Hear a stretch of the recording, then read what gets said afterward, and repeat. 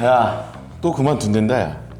누가? 몰라, 3개월도 안 됐는데 뭐 맨날 그만둔대. 야, 3개월도 안 됐는데 또 그만둬? 야, 그럼 이 영상 보여줘. 이거?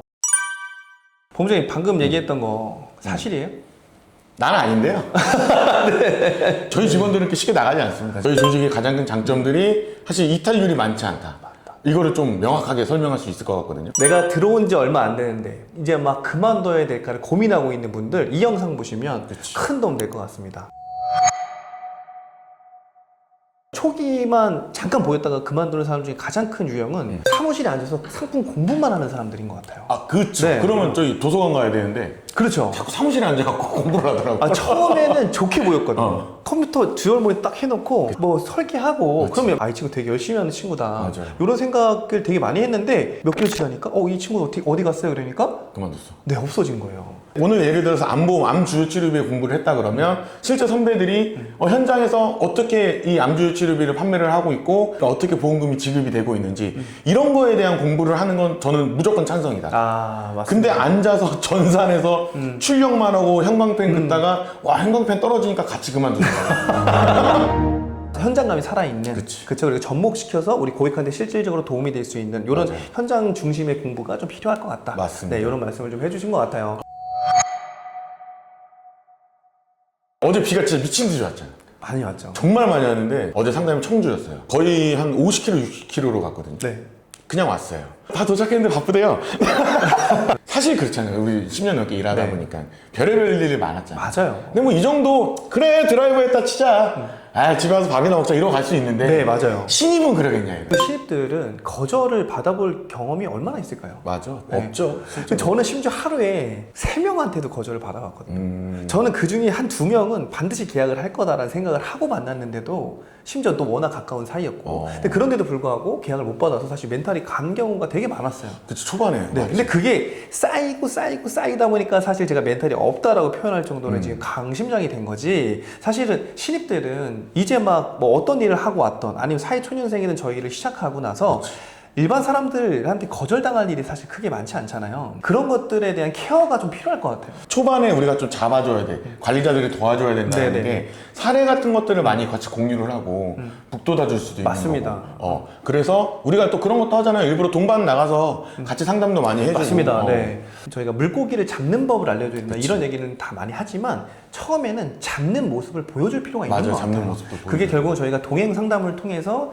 A부터 Z까지를 저희가 상담을 해주고 계약을 받는 것까지도 저희가 같이 한번 동행을 해서 경험을 이렇게 보여주는 거죠. 그러면 당연히 계약을 하게 되면 어떻게 돼요? 멘탈이 자연스럽게 올라가죠. 좋아지겠죠. 이제 멘탈이 나가는 게 그러니까 계약이 안 나와서 멘탈이 나갈 수도 있겠지만 그렇죠.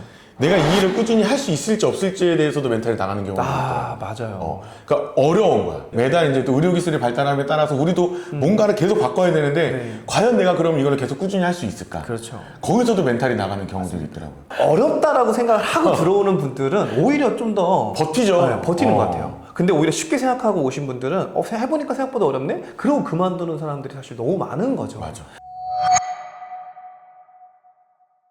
저는 이게 진짜 가장 큰 것 같거든요. 뭐냐면 활동을 안 하는 거예요. 아, 그치. 그러니까 아까 첫 번째 상품 공부만 한다라는 거랑 어쩌면 이어질 수도 있는 부분이긴 한데 사실은 저희가 사람을 만나서 저희가 상담을 통해서 계약을 하는 일이잖아요. 그죠. 근데 활동을 안 나가는 거예요. 왜? 무서우니까. 근데 그런 얘기들도 하잖아. 어떤 거요? 요새는 이제 젊은 친구들 같은 경우 카톡이나 이걸로 이제 영업을 하고 있다. 네. 얘기를 하잖아요. 근데 그런 것도 활동량이 들어가는 건가요? 카카오톡이나 아니면 뭐 다른 메시지 이런 그쵸. SNS로 활동하는 것도 저는 활동에 포함은 된다라고 보는데 궁극적으로는 만남도 있어야 된다. 그러니까 SNS를 통해서 상담을 하고 계약을 할 수 있는 채널도 갖고 있되 이 오프라인으로 만나서 상담해서 계약하는 부분들도 반드시 이거는 있어야 된다고 생각을 하거든요. 맞아요. 근데 만나지 않고 이것만으로 이루어지는 단계는 초기에는 할 수 없는 것 같아요. 그쵸, 맞아요. 네네네. 특히나 3개월 이내의 신입분들은 나가. 사람 좀 만나. 맞습니다. 엄마라도 만나고 와. 그럼요.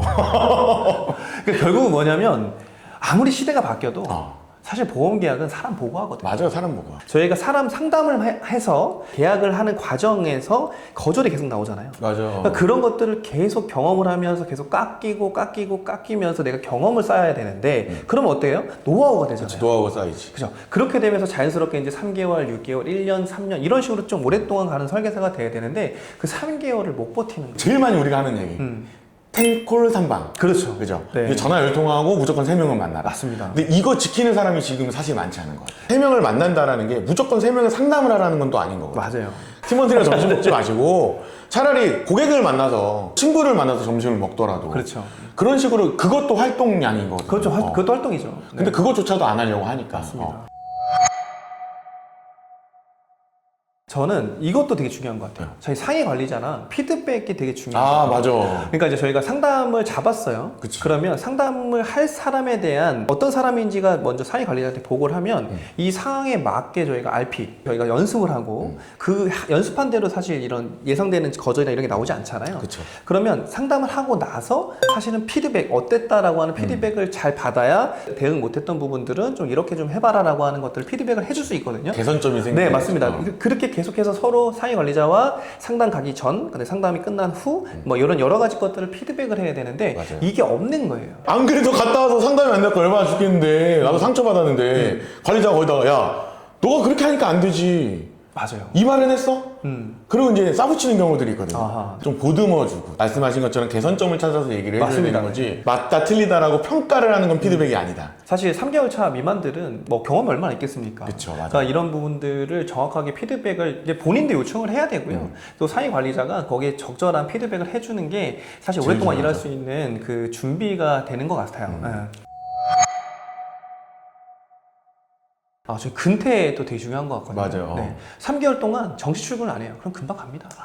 저희가 상담을 잡았는데 상담 약속을 고객보다 저희가 항상 빨리 가야 되지 않습니까? 그쵸 무조건 일찍 네. 가야죠. 근데 항상 저희가 하나 보면 열을 알 수 있다고 아침 출근 시간에 맨날 늦어요. 그럼 고객분들이 약속할 때 과연 빨리 갈까요? 그것도 됐지. 네. 시간 약속을 잡을 때도 예를 들면 고객이랑 2시에 만나기로 했어요. 맞아요. 그럼 저희는 적어도 10분 전에는 도착을 해서 준비하고 있어. 그렇죠. 그리고 어떤 자리를 내가 먼저 준비를 해야 되는지, 그 다음에 노트북도 세팅을 또 하고 이런 것들이 먼저 선행이 돼야 되는데 좀 늦게 도착을 하면 일단 거기서부터 고객들한테 신뢰를 잃을 수밖에 맞아요. 없잖아요. 기본이 안 갖춰져 있는 상태에서 상담이 들어가니 맞아요. 상담조차도 어려워지는 경향이 생기는 거죠. 맞습니다. 그래서 항상 시간 약속 잘 지켜야 된다. 네. 사실 이제 요것도 보면 결국에는 한 사람이거든요. 출근을 했는데 내가 복장이 제대로 갖춰져 있지 않아. 근데 이 상황에서 내가 누굴 만날 거야? 못 만나니까 잘 안 나가게 되고 그러다 보니까 게을러지고 약속 시간이 늦는 거고 나가서 사람을 안 만나니까 내 말투는 변화가 없는 거고 근데 앉아서 공부는 계속해. 그 상황에서 나갔는데 한 번이라도 깨지고 들어오면 이제 그때는 또 멘탈이 나가요. 내가 고객이었을 때 내가 어떤 뭐 상품을 구매를 한다든지 아니면 뭐 가전제품을 구매를 한다고 했을 때 나를 응대해줬던 사람은 어땠었는지 그렇죠. 그것만 생각해봐도 내가 지금 당장 내일 아침에 출근해서 어떻게 해야 될지가 아마 정리가 될 겁니다. 진짜 내가 일을 해야 되는지 말아야 되는지 고민하고 있는 분들이 있다면 이유를 한번 댓글로 남겨주시면 저희가 성심성의껏 댓글을 또 남겨드리도록 하겠습니다. 저희 오픈 채팅방도 운영이 되고 있거든요. 지금도 영업을 하시더라도 예전 추억 떠올리시면서 같이 대화 나눌 수 있는 그런 톡방이니까 꼭 들어오셔서 같이 대화 나눠보셨으면 좋을 것 같습니다. 저희 다음 시간에는 더 재밌게 잘 준비해서 또 찾아뵙도록 하겠습니다. 감사합니다. 감사합니다.